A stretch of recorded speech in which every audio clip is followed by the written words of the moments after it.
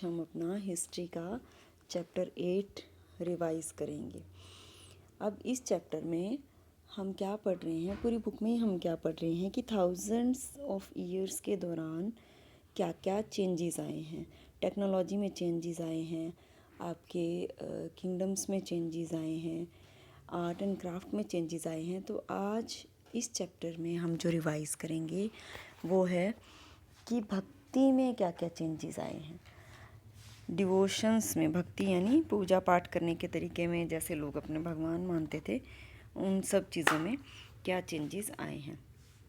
तो सबसे पहले जो राजा महाराजा थे, उनमें उनके इमर्ज होने से पहले लोग अलग अलग देवताओं की पूजा करते थे, लेकिन बाद में क्या हुआ, जो राजा का धर्म होता था वही धर्म लोग भी अपनाना उन्होंने शुरू कर दिया और नए नए आइडियाज़ लोगों ने डेवलप कर लिए। फिर ये आइडिया आने शुरू हुए धीरे धीरे कि सब इक्वल नहीं है, ये हम सुपीरियर हैं, दूसरे लोग हमसे इन्फीरियर हैं। जब इस तरीके की बातें आनी शुरू हुई तो लोगों ने अलग अलग देवी देवताओं को मानना और उनकी पूजा करना शुरू कर दिया। इस टाइम में जो चेंजेस आए मेजर वो ये थे, लोगों ने नए नए देवता बना लिए थे, विष्णु, शिव, दुर्गा, इन सब चीज़ों को अलग अलग नाम से आइडेंटिफाई करना शुरू कर दिया। तो अब हम इस चैप्टर में पढ़ेंगे कि कौन कौन से लोग थे जो शिव की पूजा करते थे, कौन से योगासनास पे ज़्यादा जोर देते थे, किन्होंने रिचुअल्स को क्रिटिसाइज़ किया है, वो है। तो सबसे पहले न्यू काइंड ऑफ भक्ति इन साउथ।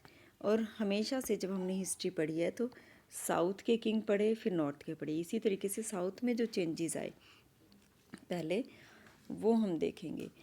7 से लेके 9th सेंचुरी तक बहुत सारे नए रिलीजन मर्ज हुए थे। नए इनमें क्या था, कुछ एक थे जो शिव की पूजा करते थे, जो शिव को मानने वाले थे उनको कहलाते थे नैनार, और जो विष्णु को मानते थे वो कहलाते थे अलवार्स। इन दोनों ने क्रिटिसाइज किया जितने भी रीति रिवाज थे, जाति पाति से रिलेटेड जो भी चीज़ें थी। इसके बाद जो और जैन ने प्रीच किया था कि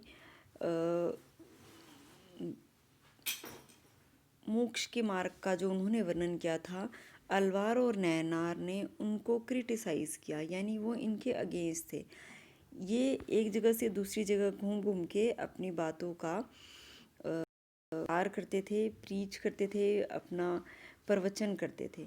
और ज़्यादातर जो चोल किंगडम्स थे उन राज्यों में इनको ज़्यादा इम्पोर्टेंस मिली हुई थी। अब है फिलॉसफी एंड भक्ति।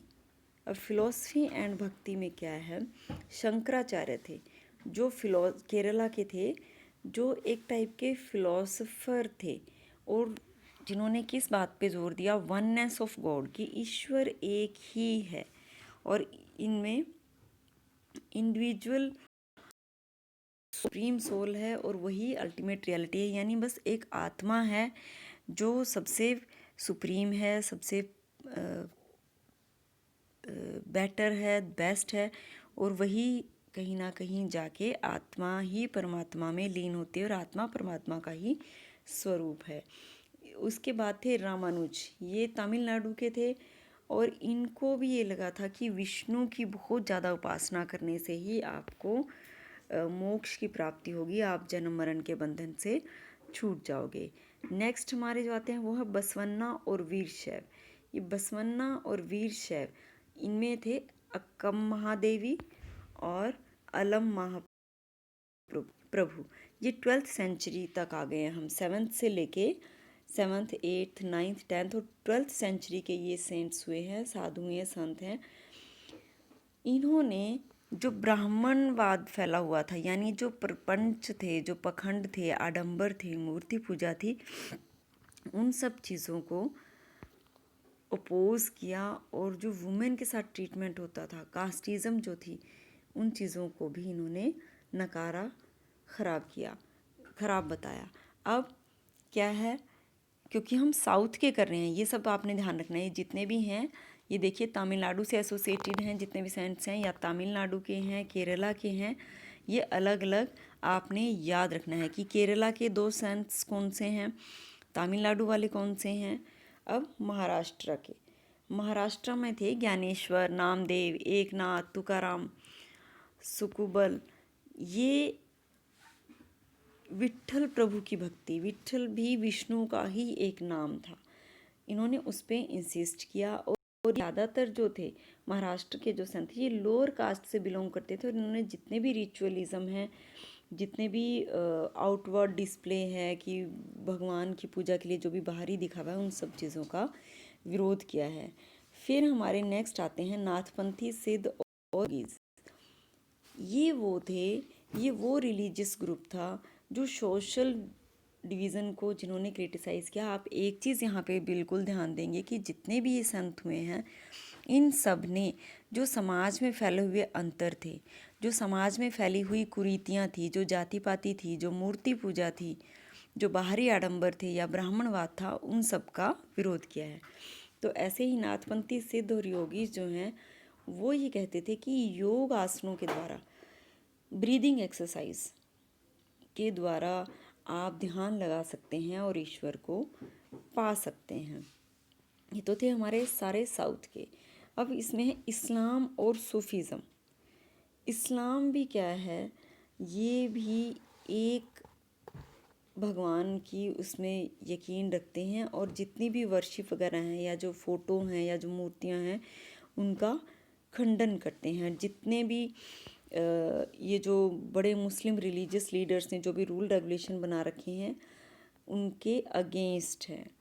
और वो सूफीज़म वाले जो मुस्लिम्स हैं वो क्या मानते हैं कि ईश्वर की भक्ति में ही लीन रहना, ईश्वर की भक्ति में गाना, नाचना, बजाना, ये सब ही ईश्वर को पाने का एक तरीका है।